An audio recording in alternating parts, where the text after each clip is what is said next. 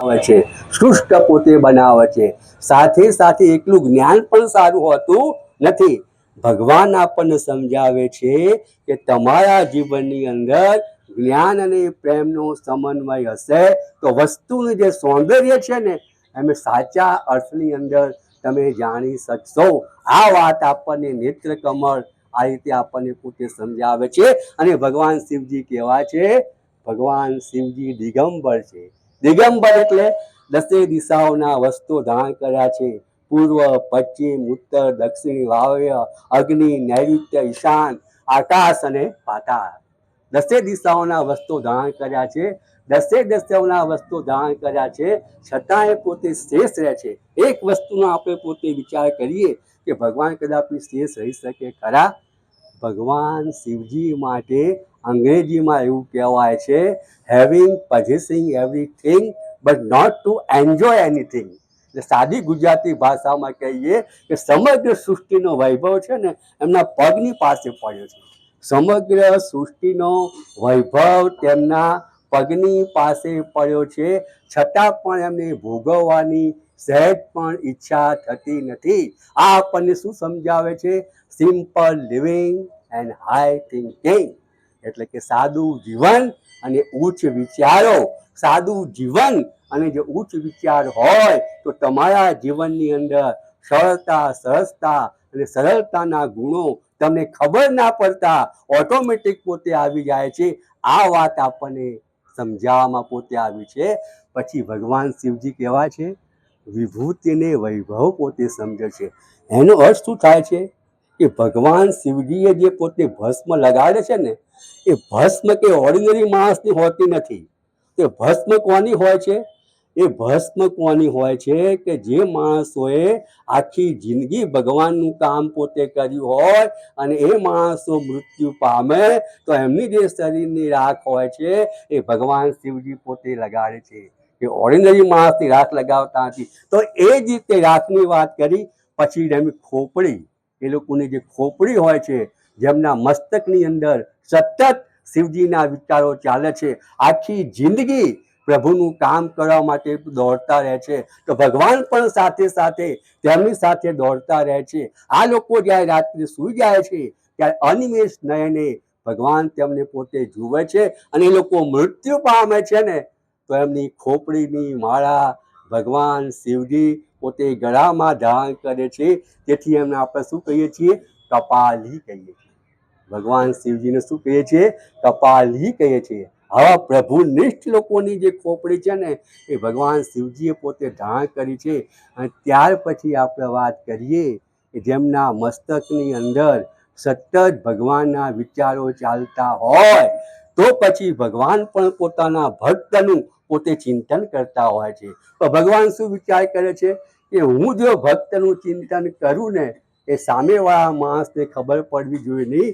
એટલા માટે એમને શું ધારણ કરી છે? એટલે એમને જટા ધારણ કરી છે. આવો મધુર અર્થ પણ આની અંદર પોતે છુપાયેલો પોતે છે.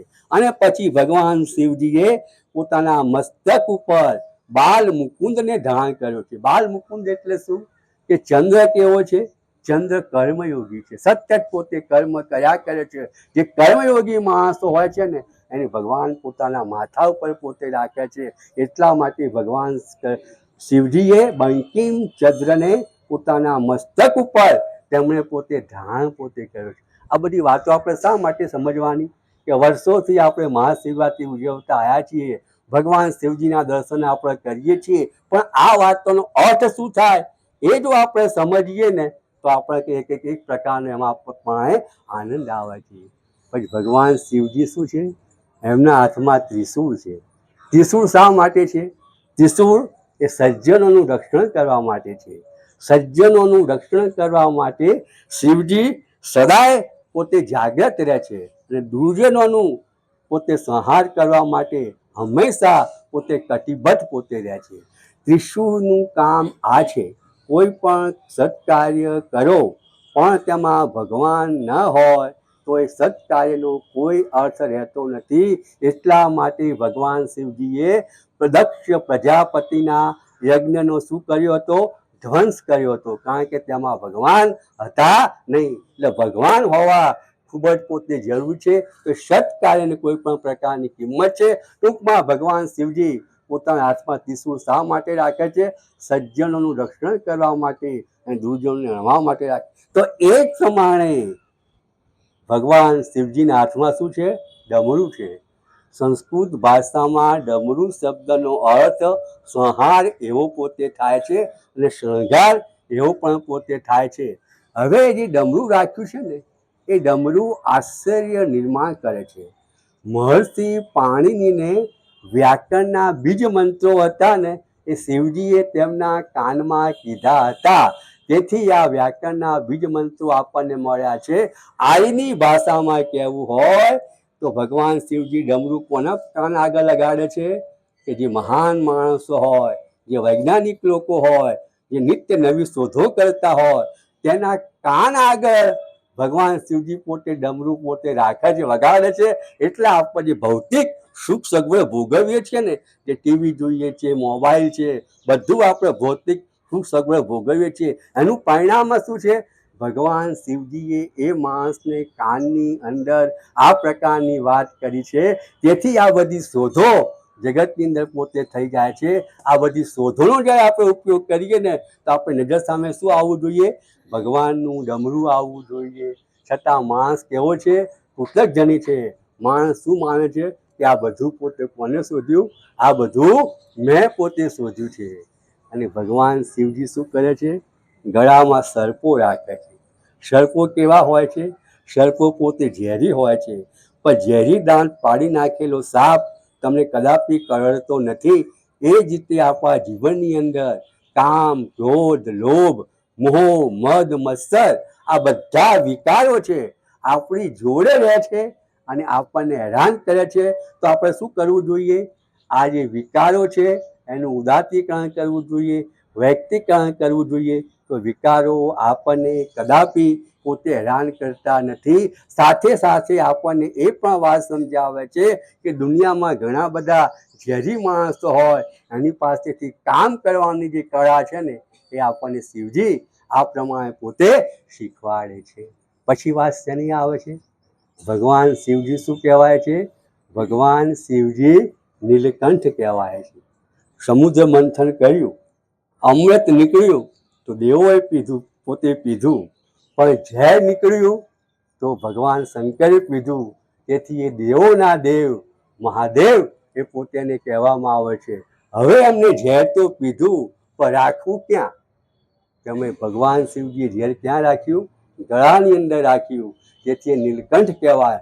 અને જે જ્ઞાની માણસ હોય છે ને, એને બીજાના દોષો એટ એ ટાઈમ તરત દેખાય છે, પણ આ લોકોનો પ્લસ પોઈન્ટ હોય છે જ્ઞાની માણસોનો.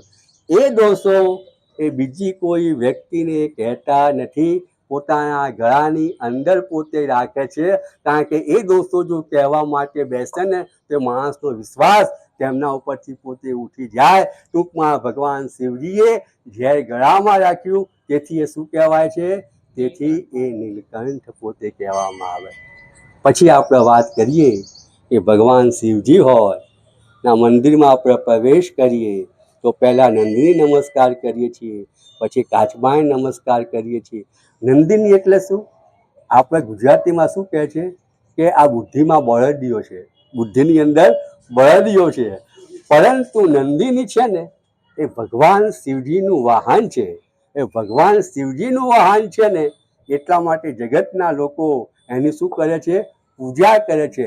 એક્ઝેક્ટલી તે જ રીતે તમે ભગવાનને જોડે રાખી તમે ચાલશો ને, તો તમારી બુદ્ધિ ઓછી હશે ને તો ચાલશે, જગત તમારી પૂજા કરશે. હંમેશા સરની તીરી થવું સારું છે. સરની તીરી એકતાને કાપડ, બાદશાહને કાપડ, ગુલામને બધાને કાપી નાખે. સરની તીરી હોય છે. એટલે વિશ્વના શ્રેષ્ઠ બાદશાહ બનવું હોય તો તમારે ભગવાનના શું બનવું પડે? સૈનિક પોતે બનવું પડી છે. આ વાત નંદિની આપણને સમજાવે છે કે જે નંદિની જેમ પણ આપણે ભગવાનનું કામ કરવું જોઈએ. અને ત્યાર પછી વાત આવે છે, શું આવે છે? કાચબો આવે છે. કાચબો શું છે? ભગવાને ગીતાની અંદર કાચબાને એની ઉપમા આપી છે, સ્થિતિ પ્રજ્ઞની ઉપમા આપી છે. કાચબાના મુખ્ય ગુણો શું છે કે જ્યારે ઈચ્છે ત્યારે એના અંગો અંદર લઈ રહે છે, જ્યારે ઈચ્છે ત્યારે પોતે બહાર કાઢી નાખે છે. તદ ઉપરાંત તેની ઢાલ હોય છે ને એટલી બધી મજબૂત હોય છે ને કે જેથી બહારના પ્રહારો તેને કોઈ પણ પ્રકારની અસર કરી શકતા નથી. એક્ઝેક્ટલી તે જ રીતે આપણી જો ભક્તિની ઢાલ જો મજબૂત હોય ને તો આ દુનિયાના વિષય વાસના વિકારો આપણને પોતે હેરાન કરી શકતા નથી. ઇન્દ્રિયોનો ગુલામ હોય છે ને એ કદાપી પરમાત્માને પ્રાપ્ત કરી શકતો નથી, પરંતુ જે આત્મા રામ હોય છે ને એ ભગવાન જોડે જઈ શકે છે, એ ભગવાનને પોતે પ્રાપ્ત પોતે કરી શકે છે. તેથી આપણે ઇન્દ્રિયોના ગુલામ બનવું જોઈએ નહીં, પણ આત્મા એટલે ભગવાન તરફ જવાનો આપણે પોતે પ્રયત્ન કરવો જોઈએ. આ વાત કાચબો આપણને સમજાવે છે.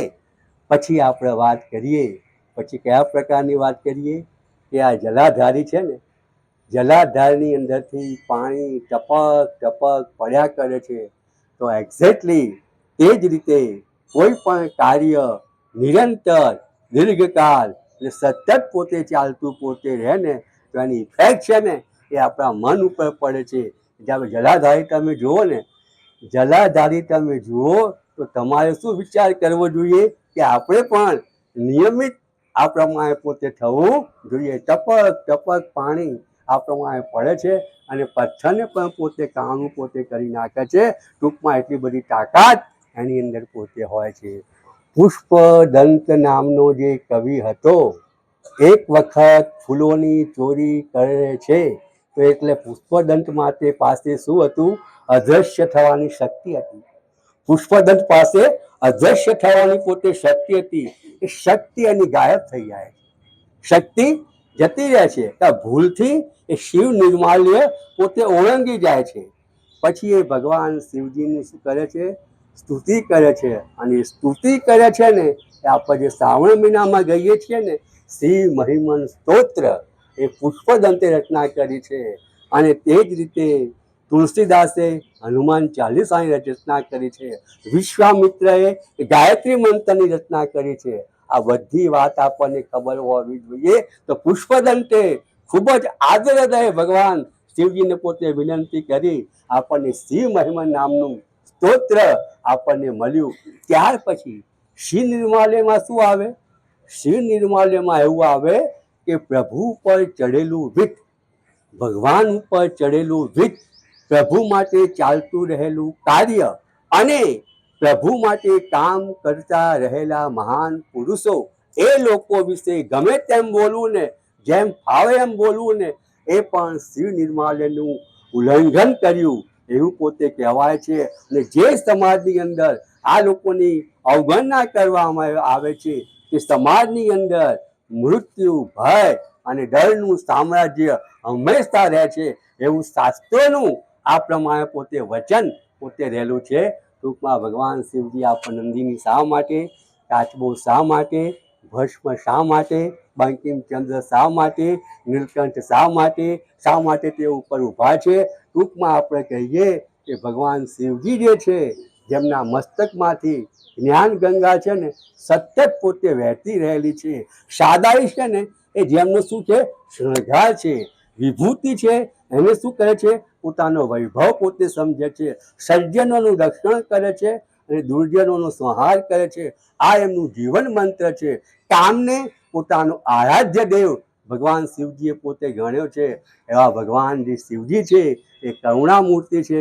તો આપણે શિવરાત્રિના દિવસે એમને પોતે આ પ્રમાણે નમસ્કાર કરીએ, તેમને યાદ કરીએ. હવે મહાશિવરાત્રિ આવે ને એટલે આપણે શું કરીએ છીએ? સક્કરિયા, બટાકા, મોરૈયો, અલગ અલગ પ્રકારના સરસ આઈટમ ફર્સ્ટ ક્લાસ આપણા ફરાળી વાનગીઓ પોતે આપણે લઈએ છીએ. હું મારી પોતાની વાત કરીશ, કારણ કે આ પરિવારના છીએ, કહેવામાં વાત નથી. જ્યારે હું સર્વિસ કરતો હતો ને તો મારો કર્મચારી હતો, એ શિવરાત્રિના દાડે ફર્સ્ટ ક્લાસ ટિફિન લાવે, બહુ ટોપ ટિફિન લાવે. મેં કે તમારે ટિફિન લાવવાનું નથી, અને મને એકલાને ઇન્વાઇટ કરે, બીજા કોઈને બોલાવે. એનું ટિફિન જે હતું ને એ શક્કરિયા, બટાકા અને જે મોરૈયો અને શીરો બહુ ટોપ રહેતા હતા. મારી જોડે 2 વર્ષ નોકરી કરી પણ શિવરાત્રી આવે એટલે એને હું પોતે યાદ કરું છું. તો એ જ પ્રમાણે આપણે પણ શિવરાત્રિના દિવસ